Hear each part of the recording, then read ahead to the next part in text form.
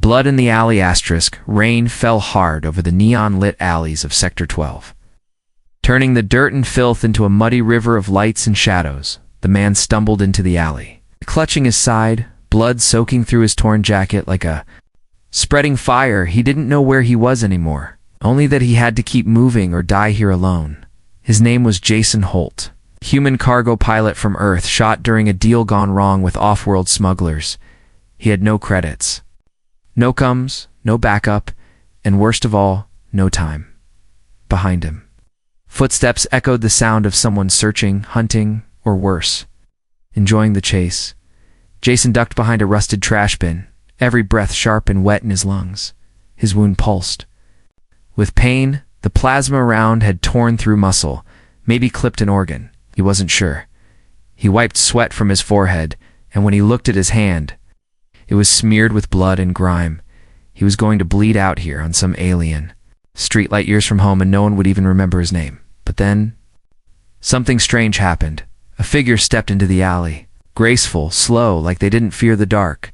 She wore a long, dark cloak that shimmered with the rain, and her eyes glowed with violet rings. Jason's heart pounded. But not from fear this time. It was something else. Something otherworldly.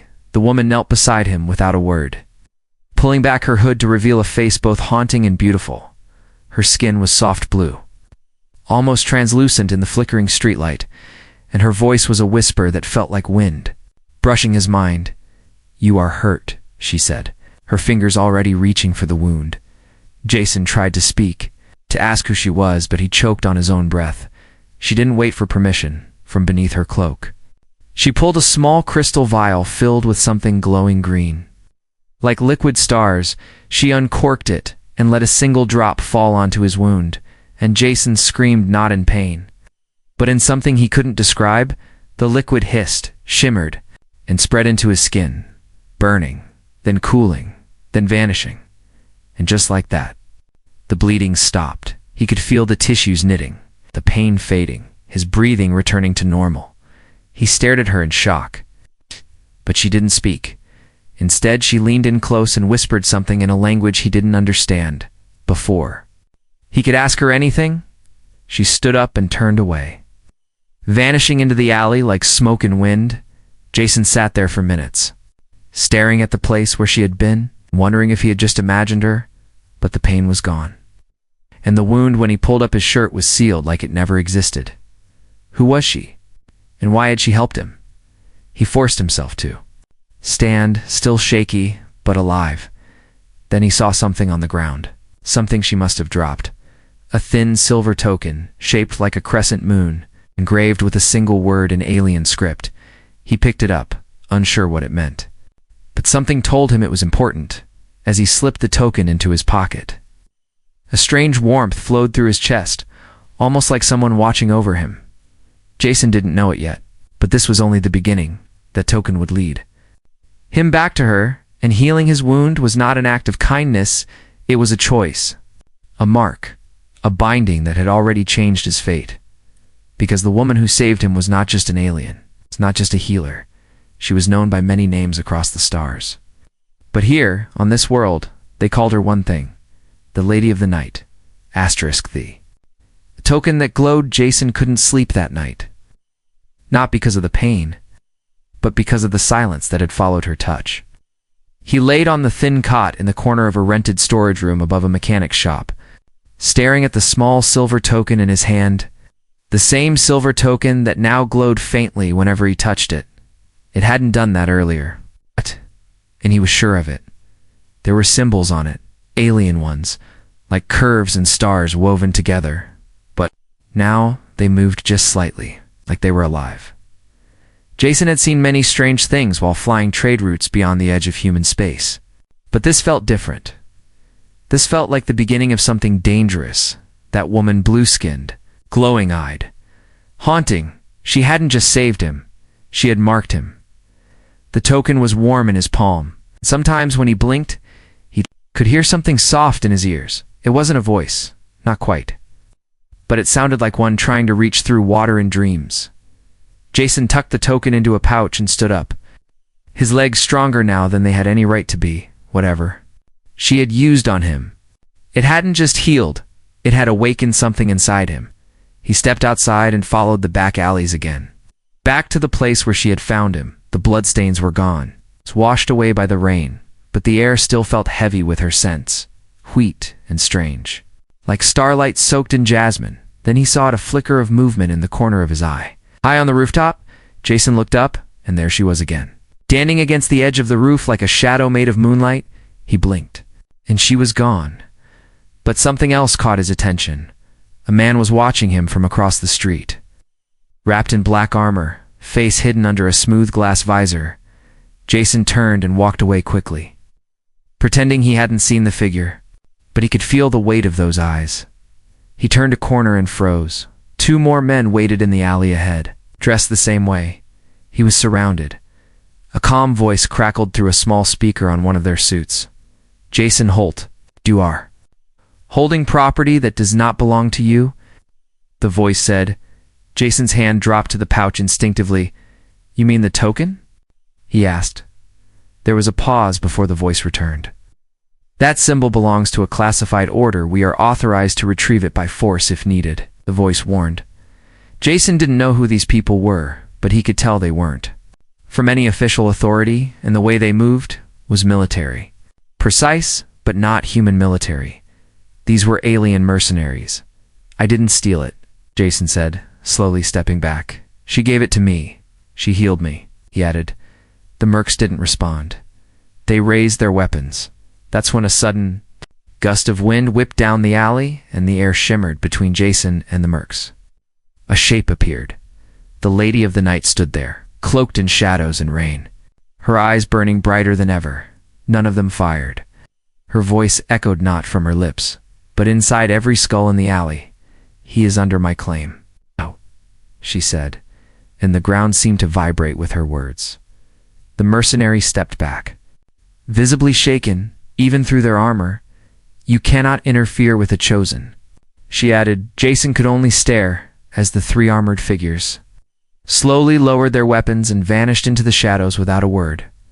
The woman turned to him, and for the first time, Jason saw something he hadn't expected. Fear. You should not have followed the glow, she said softly, her voice no longer calm but worried. Jason held out the token. I don't know what this is, but I need to understand, he said. She stared at him for a long time, then finally nodded. Then come, she said. Reaching out her hand, Jason took it and felt the world twist around him like a spiral of light and sound. When his vision returned, it was no longer in the alley.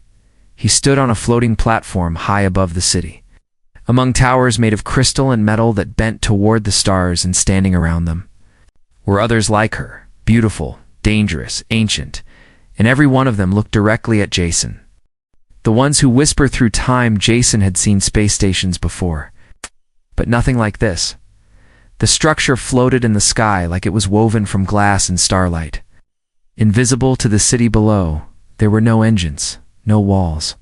Just platforms and bridges floating in a slow orbit around something that looked like a pulsing star core in the center. Everything shimmered, alive with energy, and the people walking across the platforms were like living works of art. Each one glowed faintly in different shades, blue, violet, silver. Even their eyes sparkled like stars trapped behind glass. Jason stood beside the lady who saved him. But now, among her kind, she looked even more dangerous. The others circled him in silence, their expressions unreadable. Some stared with curiosity, others with quiet fury. I don't belong here, Jason whispered, more to himself than anyone else. But the lady spoke, her voice calm and sharp. You carry a mark now, Jason Holt, she said. He held up the token again, and as he did, the alien symbols burned brighter, casting lines of light across his skin. That's when one of the others stepped forward, a male figure with white eyes and silver robes, his voice echoing like wind over water. He does not know what he carries, the man said. Then tell me, Jason snapped, surprising himself. Another figure, tall and draped in golden vines, spoke next. We are the Avanar keepers of lost knowledge, healers of time wounds. Watchers of the threads that bind stars, she said. Jason blinked. Unsure if she was being poetic or literal, the silver-robed one continued. The token is? A binding sealet links your life force to hers, he said, pointing to the lady. Jason looked at her, startled. What does that mean? He asked. The lady didn't flinch, but her voice was lower now. It means that when I healed you, I offered more than medicine, she said. It was not meant for you. It was meant for another, she added. Jason frowned, a sick feeling rising in his chest. So I wasn't supposed to survive? He asked. No, the silver-robed man said plainly. You were not chosen, but the token did, he added. Jason stepped back, the world tilting beneath him. Then take it back, he said, reaching to pull the token off his chest. But the moment he touched it, a shockwave of energy exploded through the platform. The others shouted. Stepping back as the floating tower shook, Jason collapsed to his knees, vision blurry, heart racing. He saw flashes, visions not memories, but something older. A battlefield under twin moons. The lady standing over a wounded figure who looked like Jason, but wasn't him. A silver blade piercing through time itself. When the visions ended, he was gasping, drenched in sweat. What was that? He asked, barely able to speak. The lady knelt beside him. The token carries memory ancient. Layered, buried inside the soul, she said. You saw a piece of what was, what may come again, she added. Jason shook his head, trying to push away the images.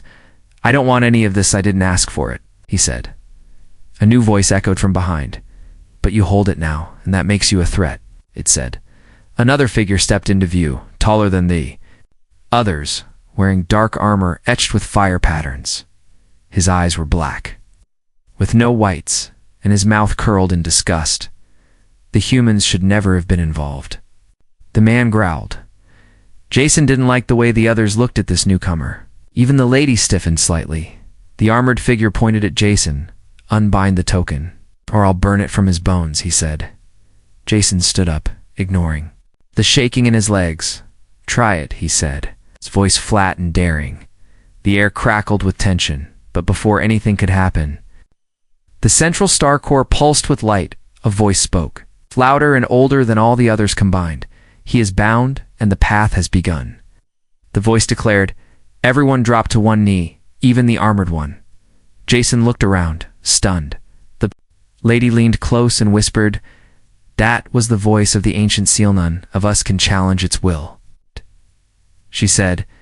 Jason didn't know what kind of storm he had walked into, but one thing was now certain. There was no way back, and whatever he had become, it was something the galaxy hadn't seen in a very long time. Asterisk the night market below the stars. The floating citadel vanished the moment Jason stepped through the silver veil. One blink, and he stood under a rusted sky filled with hanging lanterns and smoke trails. In a place that didn't exist on any map, it was called the night market. But it was more than just a marketplace. It was a living maze, a forbidden place, where stolen futures were sold and lost time whispered through the walls. Jason stumbled forward, eyes adjusting to the low blue light that shimmered from beneath the cobblestones. The lady walked beside him, silent, her cloak hiding her face. But every creature they passed stepped aside for her without a word. Strange beings watched them from shadowed. Some with too many arms. Others without faces at all. None dared speak her name. Jason didn't ask questions anymore, not because he understood, but because he knew answers here came with prices he couldn't afford still. One question burned in his mind. Why are we here? He asked, his voice low. She finally turned to him, her eyes glowing again. Because to survive what's coming, you need more than healing, she said. You need memory. She added. They stopped in front of a tattered canopy where time hung like dust in the air. An old creature sat behind a table of bones and glass, its body wrapped in silk and smoke. Jason couldn't even tell if it was alive until it opened one large eye, violet and horizontal. Like a slit, the lady bowed her head slightly. I seek the keeper of threads, she said. The creature nodded slowly. For the marked one, the price is pain, it hissed. Jason swallowed hard, but nodded. The creature waved a hand, and the table of bones rearranged into a glowing ring. "Place your token," it said. Jason took out the silver crescent and placed it at the center of the ring. The ground beneath them pulsed, and suddenly the world tilted. He fell not physically, but into memory. Jason stood now inside a desert lit by 3 suns. And beside him was a version of himself. Taller, armored, older. They weren't memories from his life, but echoes from the past stored inside the token. The older Jason spoke to a crowd of warriors. With blue skin and glowing tattoos, the same kind as the lady, Jason realized something terrible. He had lived this life before, not in this body, not in this time, but in another form. And he had died for the Lady of the Night. Protecting her from betrayal, the memory ended with fire, screams, and a blade cutting through his chest. When Jason snapped back to the market, he was on his knees. Breath shallow, blood dripping from his nose. The lady knelt beside him. "Now you understand," she said softly. "You were not chosen by accident," she added. Jason could barely speak, but he forced out the words, "I died for you once," he said. She nodded, her voice trembling. "And now you live again, because I could not let you stay dead," she said. Jason's fingers curled around the token, now heavier than before. "You brought me back," he said. "Yes, but not just you," she replied. Jason looked up sharply. "What do you mean?" he asked, before she could answer. The market lights flickered and went dark. Then the scream came high, cold and hungry. Shadows moved across the stalls, and a figure stepped into the light, tall, armored in red crystal, with a mask shaped like a skull. The lady froze, and Jason felt her grip tighten on his arm. "Void Hunter," she whispered. The red figure pointed at Jason. "Your soul does not belong in this timeline," it growled. Jason stood, fire building behind his eyes. Then, "Come take it," he said. Hunter of broken realities, the Void Hunter didn't walk, he floated. His feet never touched the ground. And wherever his shadow passed, the light twisted like it feared him. Jason's fingers twitched toward his belt, even though he had no weapon, no shield, no plan. All he had was the glowing token pressed against his chest, the memory of a life that ended in fire. The lady stepped in front of him, her voice suddenly sharp like thunder wrapped in silk. "He is under protection." Of the seal she warned, the Void Hunter's mask shifted, revealing a crack along the cheek as if something inside had once tried to break free. "There are seals," he said, "and there are truths older than seals." Then he raised a single hand, and the ground exploded in a spiral of red light. The Keeper of Threads screamed as it was torn apart into blue smoke, vanishing like a candle snuffed in the dark. Jason was thrown backward, crashing into a stall of glowing bones and shattered crystal. Pain shot through his spine, but the token burned against his skin like fire turned inward.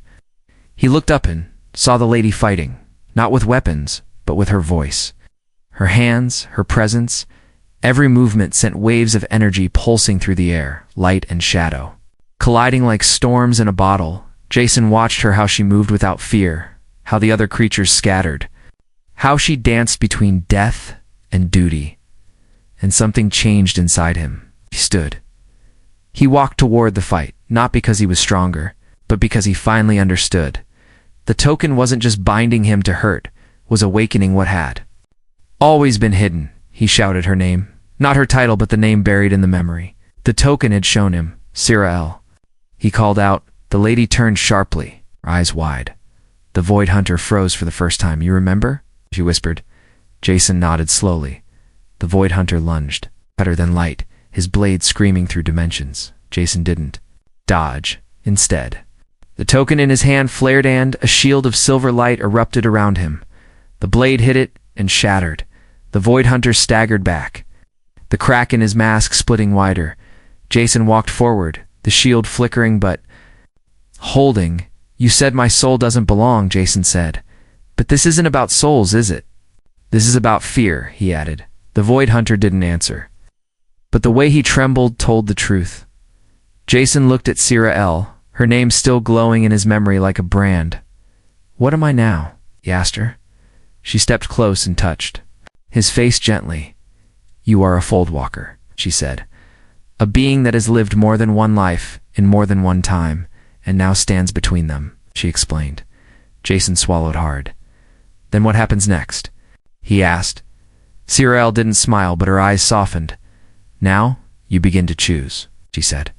The market began to shift, fold, and collapse around them buildings, fading into stardust as reality reasserted itself. The Void Hunter vanished. Torn backward into some hole that screamed with silence, Siriel grabbed Jason's arm and pulled him through the thinning world, and then they were standing on a quiet mountain, far above the clouds where time felt slower and stars closer. Jason looked out, the wind cold and clean on his face. "I didn't die for you once," he said quietly. "I would do it again." He added. Siriel finally looked at him not as a duty but as something else, something rare. "Then live." "Jason Holt," she said, "because the war for the threads hasn't even started yet." Asterisk the temple beneath the skin. Jason didn't wake from a dream, he woke inside one. The sky above him wasn't blue, but shifting silver, like liquid metal stirred by invisible winds. Mountains floated in the distance. Upside down, their roots glowing with veins of golden energy, he sat on a stone that pulsed like a heartbeat. Unsure if the ground below him was real or memory, Siriel knelt across from him, her hands glowing, her face calm but focused. "This place isn't real, is it?" Jason asked. She shook her head slowly. "It is inside you," she said. "This is where the token placed the final seal," she added. Jason looked around, trying to understand. "But why does it feel like I've been here before?" he asked. Siriel's eyes softened, and she stood. "Because you have many lives ago," she said. Jason stood too, uneasy as the world bent and twisted gently around them. "There's something inside me," he said. "Yes," she replied. "A temple," she whispered. And the word echoed far louder than it should have. Jason blinked and the world cracked open. He was standing in a chamber made of moving stone. Walls breathing like lungs, air warm and electric. The floor beneath him glowed with the same symbols from the token, but they were no longer still. They moved, reordering, reshaping, responding to him. And at the center of the temple stood a mirror. Tall and dark and alive, Siriel stood at its edge but didn't approach. "This mirror doesn't show reflections," she said. "It shows who you were and what still lives inside you," she added. Jason stepped forward slowly. He looked into.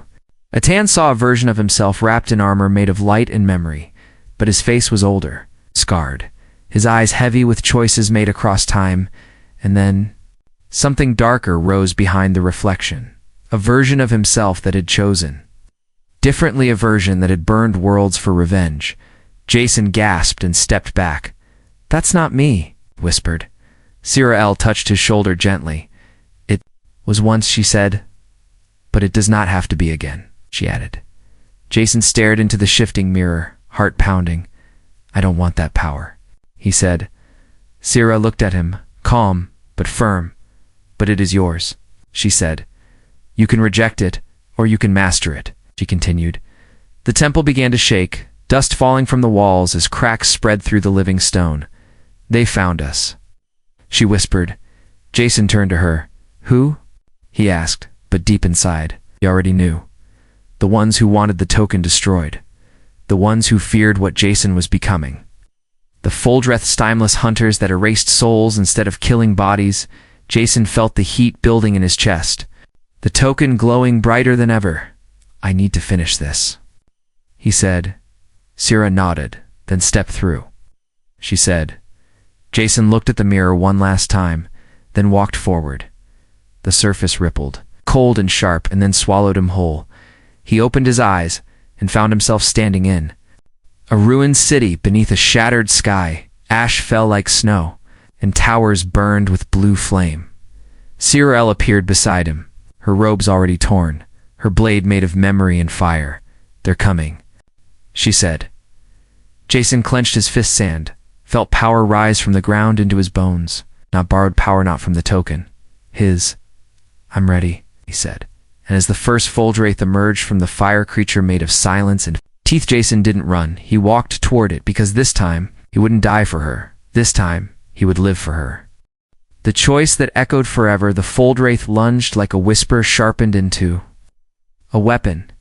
Its body was a swirling storm of broken time, faces flashing across its form, some screaming, some silent. Jason didn't flinch. He raised his hands, and light poured from his skin like molten silver. The power didn't explode. HUMMED: controlled: focused: behind him.